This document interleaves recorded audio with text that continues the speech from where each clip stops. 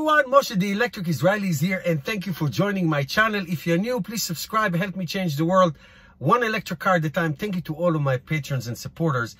And today I want to share with you an article I read on Electric, awesome website, how EVs were a lifeline for 3 families and 6 cats during the Texas blackout. I will put a link below for this article. I want you to read it. Please read it. It's really, really important. And we all know what happened a couple of weeks ago in Texas with the ice storm, and basically the entire power grid fell. Millions of people were without power for a few days, and many people died. And again, I don't want to go to the politics of it. There's no sense of doing it. But I want to tell you one of the very common methods that often, unfortunately, end up in tragedies is people find rescue in the car. If you don't have a power at your house and you are freezing at 30 degrees or 24 degrees or 35 degrees, you know, you burn whatever you can, whatever you find, and that's what people did. And a lot of people actually go to their cars, and some of them foolishly and unfortunately and tragically sit in the car, let it run, let the heat run, and then maybe they fall asleep. They don't realize what's going to happen, and then fumes enter the system and they suffocate and die. Some people do it inside the garage with the door closed. I mean, that's like a gas chamber. It's awful. And a lot of people, and I've seen it all throughout the country, people who died from inhaling carbon dioxide, and that is totally unfortunate. But there are few testimonials. I'm going to read 1 or 2 of them. Testimonials of people who their electric car saved their life. And I tell you, I lived through hell of power outages. I'm talking about 10 to 15 days without power during Superstorm Sandy and Irene and all that.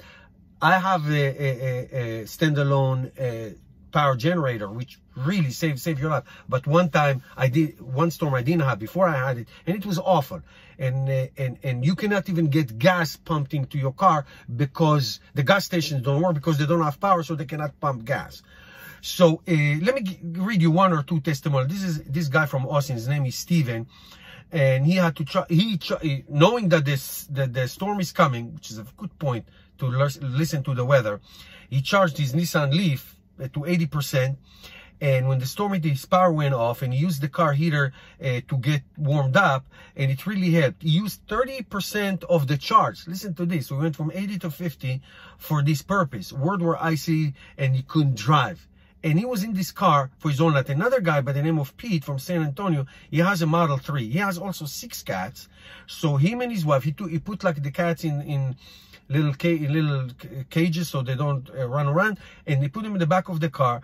He charged the car for 90%. And the temperature went down eventually from 50 to 33 degrees. He put the heater for 8 hours in camp mode. Holy macaroni. In camp mode. And all night, it was able to sleep in a comfortable 69 degrees, and you only use 17% of the battery charge for those 8 hours. That is unbelievable. Unbelievable. Now I have to tell you, I have such like trauma from not able to put gas in my car during Superstorm Sandy. That's before I had electric cars. That's when I decided to go solar panels, standalone generator, and all electric cars. Knowing that the next time this happened, at least I have a full charge of battery that I can at least drive around, go to the supermarket, run the essentials within 5 miles of the house. It was an awful experience. I for 13 days. During Superstorm Sandy, it was awful. People drove all the way to Pennsylvania from New Jersey just to buy buckets of gas. Okay, and that's when my life changed. That's how this channel was born. And there are more testimonies. I highly encourage you to read that. But I can tell you one more thing.